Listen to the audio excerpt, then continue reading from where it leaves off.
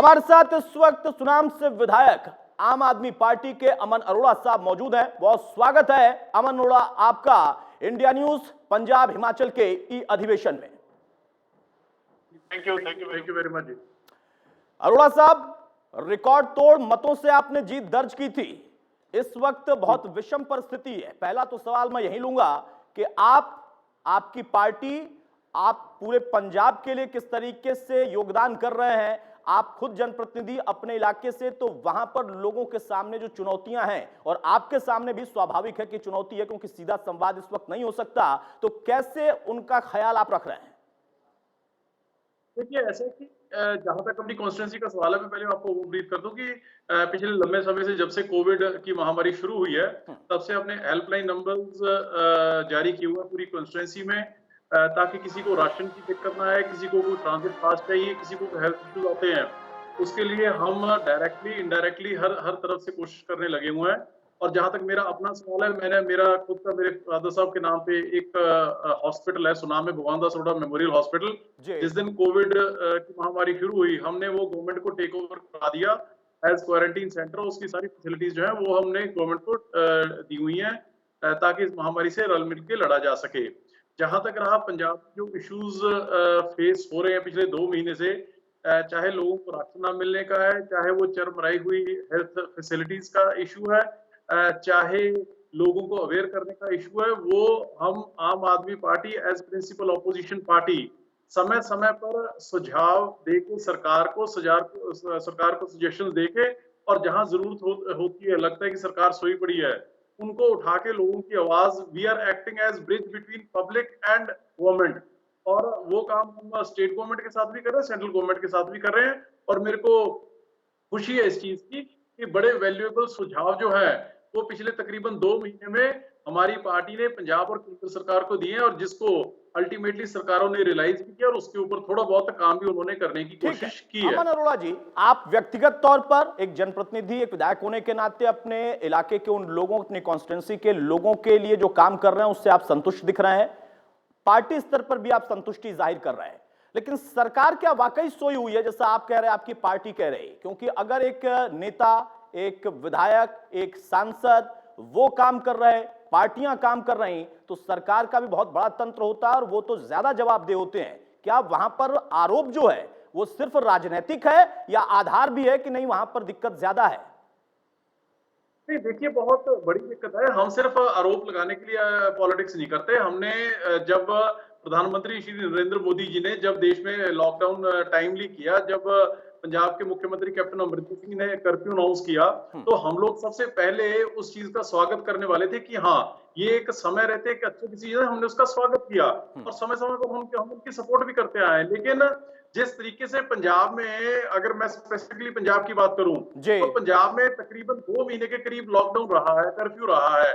लेकिन जब नांदेड़ साहब से, हजूर साहब से जो यात्री वापस आए, और जिस तरीके से गवर्नमेंट ने मैसअप किया, उनकी कोई सिविल या हेल्थ सिस्टम की कोई तैयारी नजर नहीं आई, जिसकी वजह से एकदम से 4 गुने जो केसेस हैं वो पंजाब में बढ़ गए। और जिस तरीके से पिछले दिनों में जो इंडस्ट्री के जो वर्कर्स हैं, जो श्रमिक हैं, उनको भेजने की जो जिस तरीके से अडॉप्ट किया गया तरीका, कि वो लोग आजकल सड़कों पे हैं, पैदल जा रहे हैं, और जबकि उन लोगों को पंजाब में रिटेन किया जा सकता था, क्योंकि अगले 10 दिन बाद हमारे यहाँ पे जो पैडी की बुआई है वो शुरू हो जानी है। अगर उनको यहाँ पे रिटेन कर लिया जाता, तो पहले उनको वहां पे यूज किया जा सकता था, काम लिया जा सकता था, उन लोगों को भी काम चल पड़ता, और उसके बाद वो इंडस्ट्री में यूज किए जा सकते थे। सो इस तरह से। और सबसे बड़ा जो मैसअप मैं समझता हूँ कि पिछले दिनों में पंजाब सरकार ने किया कि एक सिर्फ और सिर्फ शराब के इशू को लेके जिस तरीके से सरकार नाम की कोई चीज नहीं आई, ऐसा लगा कि जैसे कोई पंजाब में शराब माफिया सरकार को चला रहा हो। जिस तरीके से सारी की सारी कैबिनेट वजीर और जो ब्यूरोक्रेट्स हैं वो आपस में एक दूसरे के आमने सामने नजर आए। कोविड की तो लड़ाई हम पिछले 10 दिन में लड़ते हुए नजर ही नहीं आया पंजाब एज अ स्टेट और एज ए गवर्नमेंट। सो ऐसे हालातों में मैं डेफिनेटली कहूंगा कि एक स्टेट्समैन वाले लीडर की, एक विजनरी लीडरशिप की पंजाब के लोगों को कमी महसूस हुई है, जिसके लिए हमने पॉजिटिव नोट के ऊपर अच्छे सुझाव जो हैं वो सरकार को दिए भी हैं। और उन्होंने पहले डिनाई करते हैं, लेकिन बाद में अल्टीमेटली वो उसी बात पे आ जाते हैं जो बात आम आदमी पार्टी उनको सजेस्ट करती है। तो इस करके हम सिर्फ और सिर्फ आरोप लगाने के लिए हम पॉलिटिक्स नहीं करते, हम अच्छे सजेशन देते हैं। कल भी मैंने मुख्यमंत्री को शराब के इशू को लेकर किस तरीके से शराब माफिया को नकेल डाली जा सकती है, उससे पहले कैसे श्रमिकों को पंजाब को हैंडल करना चाहिए, उससे पहले जो पेट्रोलियम सेक्टर की जो आज सबसे कम कीमतें क्रूड ऑयल की हुई पड़ी है, उसके लिए प्रधानमंत्री जी के साथ टेकअप करने के लिए एक लेटर चीफ मिनिस्टर को लिखा और अल्टीमेटली वही हुआ जो आम आदमी पार्टी ने सजेस्ट किया। सो हम सिर्फ ठीक है, लेकिन अमन अरोड़ा साहब, ये सवाल मैं इसलिए पूछ रहा हूं, आपने कहा कि स्पेसिफिक अगर पंजाब के लिहाज से बोलें तो आपने उस पर अपनी बात रखी। मैं एक पार्टी स्तर पर भी ये सवाल पूछना चाहता हूं। आप कह रहे हैं कि मजदूरों को रोका जा सकता था, वो किसानी के क्षेत्र के हों, इंडस्ट्रीज के क्षेत्र के हों, फैक्ट्रियों के लिए हों। क्या ये सुझाव सिर्फ पंजाब तक आम आदमी पार्टी के सीमित हैं? क्योंकि अगर हम दिल्ली की बात करें जहां पर आप सरकार में हैं और वहां पर ना सिर्फ फैक्ट्रियों, श्रमिकों, उन चीजों की चर्चा हुई, बल्कि उसके पहले एक चर्चा और भी हुई कि जब उन तमाम लोगों के साथ सरकार को खड़ा होना था तो पार्टी नहीं खड़ी रही, सरकार नहीं खड़ी रही। अंतर विरोध नहीं दिखता है आपको?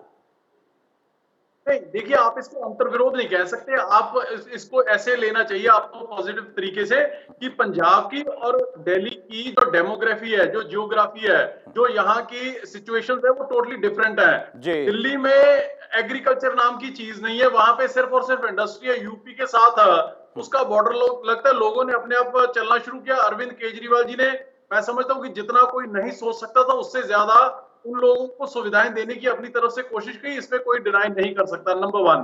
नंबर 2, जहां पंजाब की सवाल है, पंजाब एग्रेरियन स्टेट है। यहाँ पे तकरीबन 25 लाख श्रमिक जो है वो इंडस्ट्री में काम करता है और आज वो जा रहे हैं। कल को हमें जून के महीने में श्रमिकों की जरूरत चाहिए पड़ेगी पंजाब को यूपी और बिहार से, ताकि हम पैडी की बुआई कर सकें। तो पंजाब की और दिल्ली की जो डेमोग्राफी है, जो रिक्वायरमेंट्स हैं, जो नीड्स हैं, वो टोटली डिफरेंट है। हमने जो सजेस्ट किया एज प्रिंसिपल ऑपोजिशन पार्टी, हमने हमारे पंजाब के मुख्यमंत्री को किया।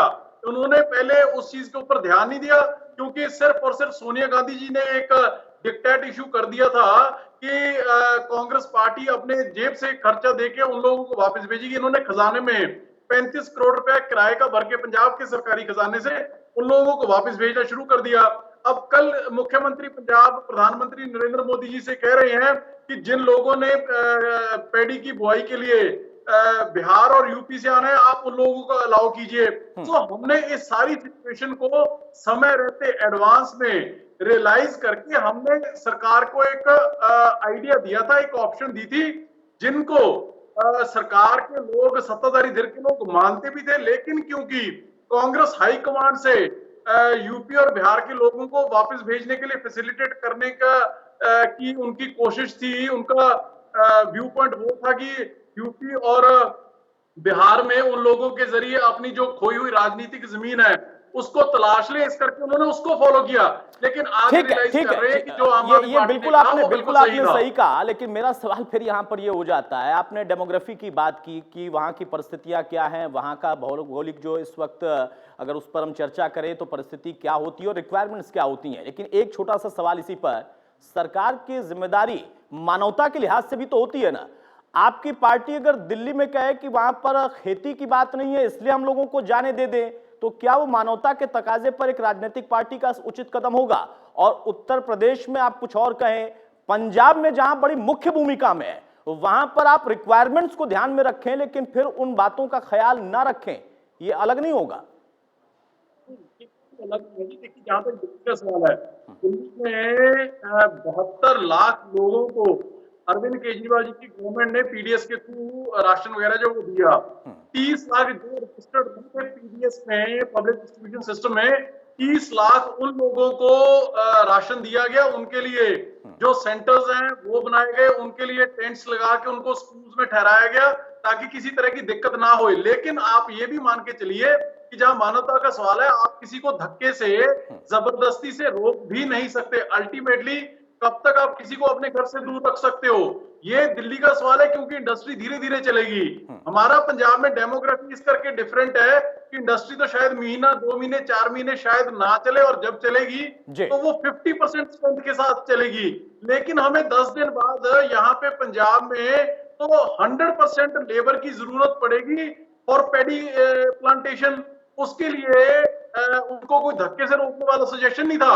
मैंने ठीक है, यानी ठीक है, ये आप अपनी बात रख रहे हैं अमन अरोड़ा जी। यानी दिल्ली में अगर बिहार के लोग, उत्तर प्रदेश के लोग हैं तो उनको आप रोक नहीं सकते, लेकिन पंजाब में रोकना जरूरी था क्योंकि यहाँ पर उनकी रिक्वायरमेंट्स ज्यादा है। बहरहाल मैं उस सवाल से आगे बढ़ता हूँ। मैंने फिर से जिक्र किया था, मैंने पहले ही शुरुआती दौर में कहा अरोड़ा साहब कि आपकी कॉन्स्टिट्यूंसी के लोगों ने आपको रिकॉर्ड मतों से जीत दिलाई थी और आप लगातार उनके बीच में सक्रिय भी हैं, लेकिन आप आजकल रिकॉर्ड तोड़ आरोप भी लगा रहे हैं, ताबड़तोड़ आरोप लगा रहे हैं, वो चाहे चीफ सेक्रेटरी हो या फिर पूरी सरकार।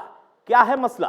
क्या उधर से जो जवाब मिल रहा, वो कहा जा रहा कि आप लोगों का जो मुद्दा है वो मुद्दे में कोई दम नहीं, और आप कहते हैं कि इतना बड़ा मुद्दा है कि अगर कड़ी से कड़ी जोड़ दें तो बात बहुत दूर तक जाएगी।